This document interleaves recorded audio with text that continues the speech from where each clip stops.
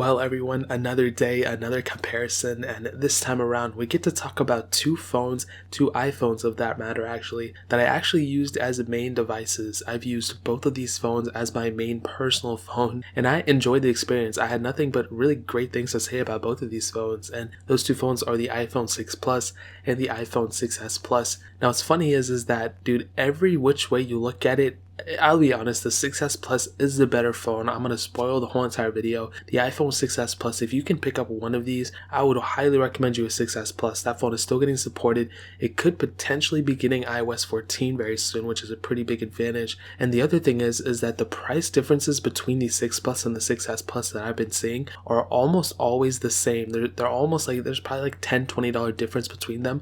People still think that the 6 Plus is worth just as much as the 6s Plus, which is not the case. They just think they look the same, so that's that. So I would highly recommend you, if you can, if you have the opportunity, if you have the money, go for an iPhone 6s Plus at the minimum. The iPhone 6 Plus is okay. It still has a little bit going for it, I guess, with those security updates Apple's pushing out, but really which way you look at it, it's not really that great. On Amazon right now, the iPhone 6s Plus is selling for about $160. The iPhone 6 Plus is selling for about $160 as well, and in some cases the iPhone 6 Plus is more expensive, which is not true at all. It should not be that case, but it is what it is. If you want to just go pick these up right now, I'll find the cheapest ones on Amazon. I'll link them down in the description below so you guys can get them from there and help support the channel at the same time. Usually I say that at the end of the video, but now I say at the beginning. Now, looking at the front, both these phones are extremely similar in the way they look and the way they feel and everything. They're basically almost the same phone in terms of build quality, but they could not be more different in terms of the internals. Now, they both have 5.5-inch panels on the front, IPS panels, very decent panels even now in 2020, even budget phones of this day and age, and I would say like around the $400-$500 IPS range that we've seen. The phones with those IPS panels are about on par with these phones that were released this long ago, so these panels really aren't that bad. They're 1080p panels on top of that, which is really cool. A humongous advantage that the iPhone 6s Plus has over the 6 Plus is that Force Touch / 3D Touch. That is a humongous feature. You do not have that capability on the 6 Plus. And also, looking at the front, you have the Touch ID 2 as that home button, and they never released Touch ID 3. Maybe they'll release it with a future iPhone, maybe the iPhone SE2 coming out, maybe they'll do it there. But those are some huge advantages the 6s Plus already has going. And looking at the bottom, we both have lightning ports on both, a headphone jack of both, which going into 2020, whether you like it or not, that is still something cool to have. Very few phones nowadays have that capability, so if you rock a phone with the headphone jack in 2020, that would be pretty impressive. On the back, single camera setups and basically the same build all the way you look at it, and when you're feeling both in the hand, one doesn't necessarily feel more premium than the other.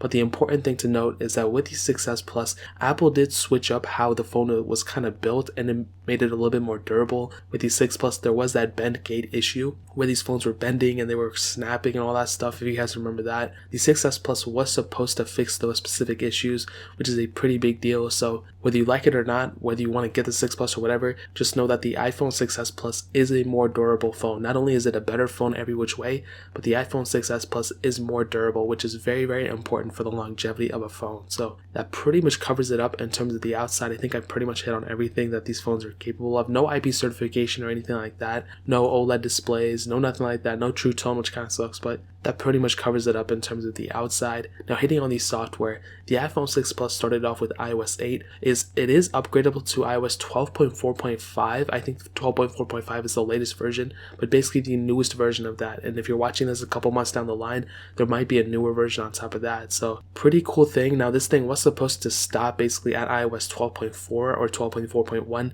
whenever iOS 13 officially came out. Apple isn't really known for supporting their devices older than that, and I think that was really cool for Apple to actually keep pushing security updates alongside iOS 13. So we've gotten several versions of software on top of the time release of iOS 13, which is really cool. Now, on the iPhone 6s Plus, it started off with iOS 9. You are able to get iOS 13.3.1 on it as of right now, but here's the important thing to note. With iOS 13.3.1, there's a humongous issue that it's actually not able to allow you to install tweak apps, whether it's important to you or not. So future versions of iOS are probably not going to be able to do that, which is kind of sad. side. But the more important thing is that the iPhone 6s Plus is probably going to be getting iOS 14, which we really didn't know in the beginning with, but based off new reports and new rumors that are kind of circulating the internet, we are assuming that the iPhone 6s Plus is actually going to be getting iOS 14, which is going to be pretty crazy. And if that's actually the case, then the iPhone 6s Plus is worth it even more.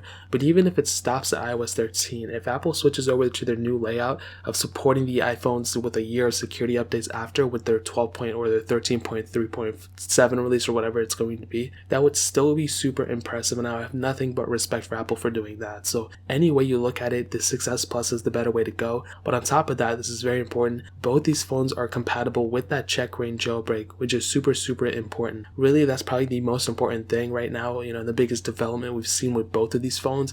Whether you like it or not, whether you're going to do it or not, you have both of those capabilities on both of these phones, which is super impressive. So like I said, whether you want to do it or you don't want to do it, as long as you have that capability, that is super cool. And even for an older phone like this, if you jailbreak this phone and you try to go install some tweaks here and there, you could potentially have a better feature full device on a jailbroken iPhone 6s Plus than on a brand new iPhone 11 Pro, which is pretty crazy to say. So that pretty much covers it up in terms of the software. Now hitting on the performance, the iPhone 6 Plus started off with the Apple A8 chip, a dual-core CPU, and there were three different models of the iPhone 6 Plus, a 16, 64, and 128GB model, and all those models had 1GB of RAM. Now in terms of the performance of that phone, I found it to be pretty decent. The 6 Plus, at the time of me using it, I wasn't really too sad about it, but now in 2020, things have completely changed. This phone is not extremely fast. This phone is, I would say, a little bit below average. It's just not as fast as I wanted it to be. The RAM isn't as up to par as, if I'm using it for something, I can depend on it for sure,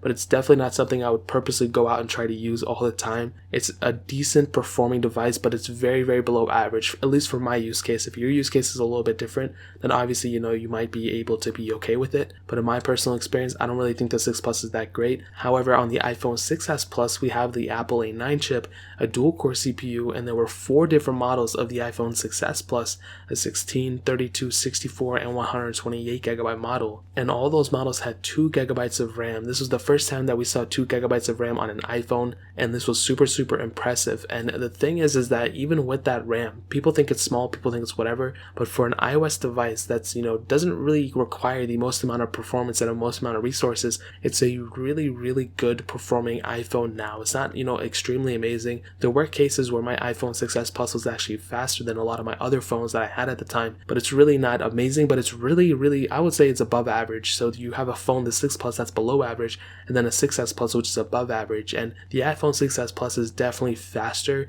and even when I'm using it, whether the 6s Plus or the 6s, I personally feel like I have still a really good device. I have no really complaints about the 6s Plus really, besides it's being slow, but that's kind of a given. This phone is 5 years old at this point. So I would say in terms of performance, the iPhone 6s Plus is definitely the better performing device. The 6 Plus, I guess it still has a little bit going for it, but if you don't have to use it, I probably wouldn't recommend using it. The 6s Plus is definitely the better way to go. You're getting better performance and you're getting it more RAM, which is super important.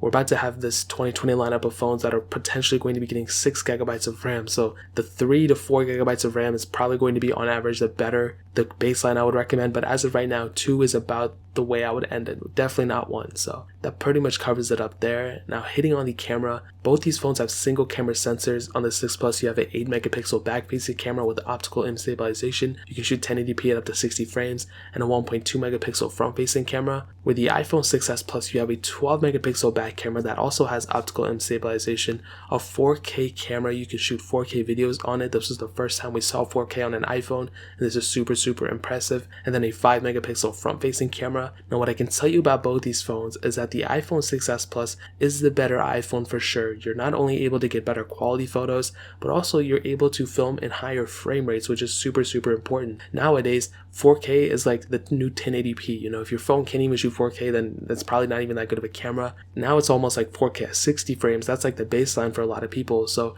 what I would tell you is both these phones, I guess if you're in perfect lighting, they're going to be fine, but the iPhone 6s Plus is the better way to go for sure. So that is a super important thing to note. The front camera is iPhone 6s Plus wins without a doubt. So that pretty much covers it up in terms of the camera department. Now ending off with the battery life, the iPhone 6s Plus had a 2750 mAh battery. The iPhone 6 Plus had a 2915 mAh battery, and between the two, I personally do think that the iPhone 6s Plus doesn't necessarily have the best battery life between the two. I think the iPhone 6 Plus definitely wins here, and it's a combination of the bigger battery but also the lower performance. It doesn't necessarily need as much power and as much battery to run that phone versus the iPhone 6s Plus. So that is a pretty big thing, and I guess that's a one big advantage for getting a lower powered phone, is you do have that, lower battery power maintenance that you need constantly for a phone like that. So that's a huge thing right there. And to kind of sum up the video and to answer the question is, if you had like $200 to spend in 2020 and you can only buy one of these phones,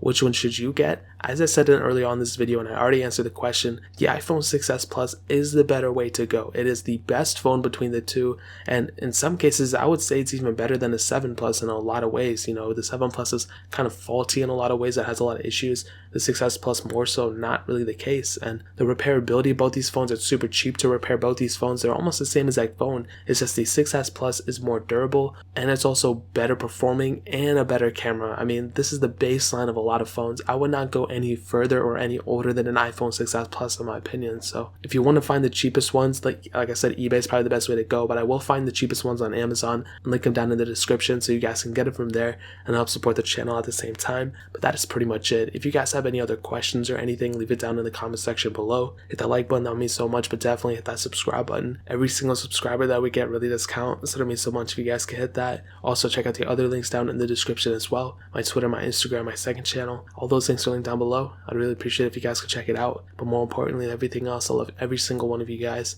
Hopefully I'll catch you guys in the next video. Peace out till then.